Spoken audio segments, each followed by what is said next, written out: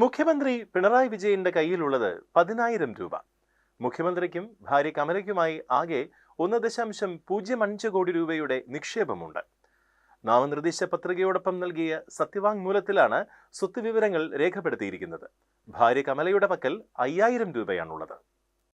സത്യവാങ്മൂലത്തിൽ രേഖപ്പെടുത്തിയ പിണറായി വിജയന്റെ സ്വത്തുവിവരം ഇങ്ങനെ: 43.35 ലക്ഷത്തിന്റെ നിക്ഷേപം, കമലയ്ക്ക് 60.58 ലക്ഷത്തിന്റെ നിക്ഷേപവുമാണുള്ളത്.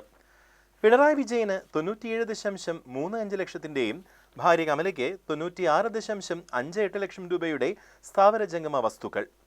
പിണറായി വിജയന്റെ പേരിൽ 52 ലക്ഷത്തിന്റെ സ്വത്തും ഭാര്യയുടെ പേരിൽ 36 ലക്ഷത്തിന്റെ സ്വത്തുമാണുള്ളത്.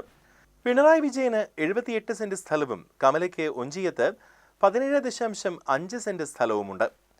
ബാങ്ക് നിക്ഷേപം, ഓഹരി നിക്ഷേപം എന്നിവയിലായി പിണറായിക്ക് 45,35,620 രൂപയും ഭാര്യയ്ക്ക് 60,58,442 രൂപയുമുണ്ട്. മലയാളം കമ്മ്യൂണിക്കേഷൻസിൽ 10,000 രൂപയുടെയും 20,000 രൂപയുടെയും, കണ്ണൂർ രാജ്യാന്തര വിമാനത്താവളത്തിൽ പിണറായിക്ക് 1 ലക്ഷം രൂപയുടെയും ഭാര്യയ്ക്ക് 2 ലക്ഷത്തിന്റെയും ഓഹരിയുണ്ട്. കമലയ്ക്ക് 11.56 ലക്ഷത്തിന്റെ സ്വർണ്ണാഭരണവുമുണ്ട്.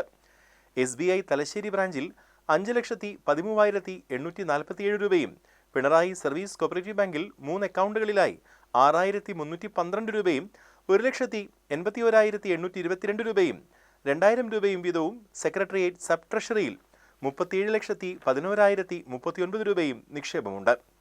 ബാധ്യതകളുള്ളതായി സത്യവാങ്മൂലത്തിൽ രേഖപ്പെടുത്തിയിട്ടില്ല. ഇന്നലെ രാവിലെ തലശ്ശേരി ജില്ലാ രജിസ്ട്രാർ ഓഫീസിലെത്തിയ പിണറായി വിജയൻ ജില്ലാ രജിസ്ട്രാർ സച്ചിൻ കൃഷ്ണയ്ക്ക് മുൻപാകെയാണ് പത്രിക സമർപ്പിച്ചത്.